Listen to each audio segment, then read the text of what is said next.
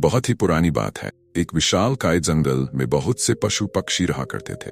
उनके बीच एक रंगीला नाम का बड़ा ही नेक हिरण भी रहता।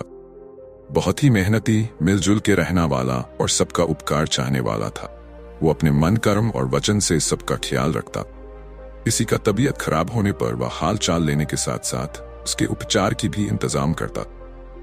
वो जहां रहता था वहां अपने मेहनत से चारों तरफ हरियाली फैलाए रहता था। एक बार रंगीला सडनली बीमार पड़ गया।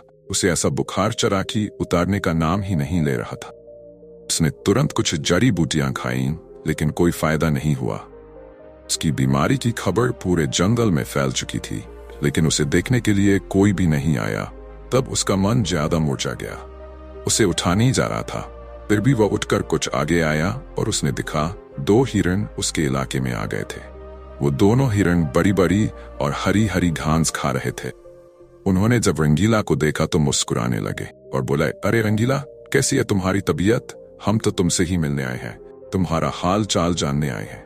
दूसरा हिरण, हाँ रंगीला, हमने सुना तुम्हारी तबीयत बहुत खराब है, हमसे रहा नहीं गया, इसीलिए चले आए हैं।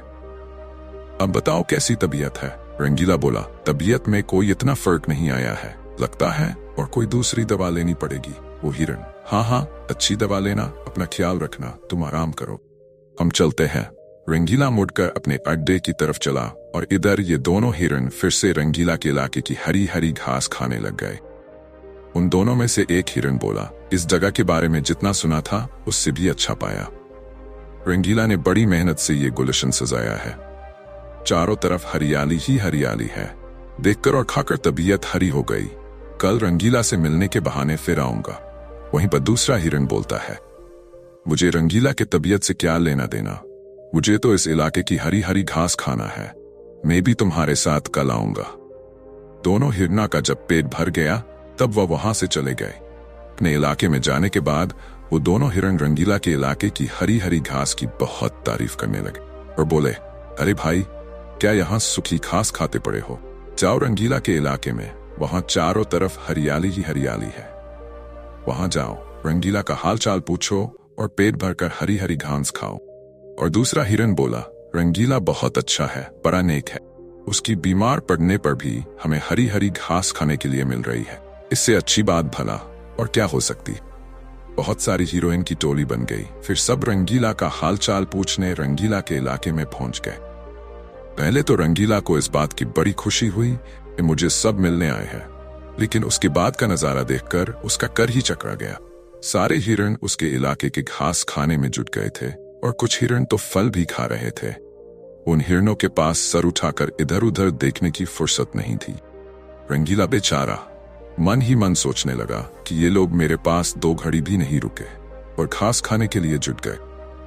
अब अगर यही हाल रहा तो मेरे इलाके की सारी घास साफ हो जाएगी, मेरे खाने के लिए भी कुछ ज्यादा नहीं बचेगा। कुछ देर बाद रंगीला का एक दोस्त मोनू भालू आ गया। उसे आने में बहुत देर हो गई थी।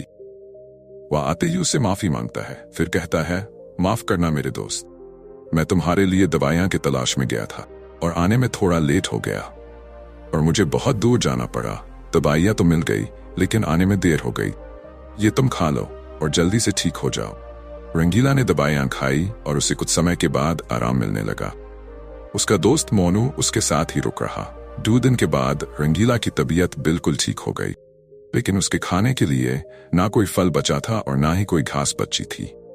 उसकी सारी मेहनत पर पानी फिर गया था। बहुत उदास हो गया। फिर उसका दोस्त मोनू बोला, दोस्त रंगीला, जानता हूं ये मतलब का संसार है, ज्यादातर सब दोस्ती का दिखावा करते हैं, सब अपने फायदे की सोचते हैं।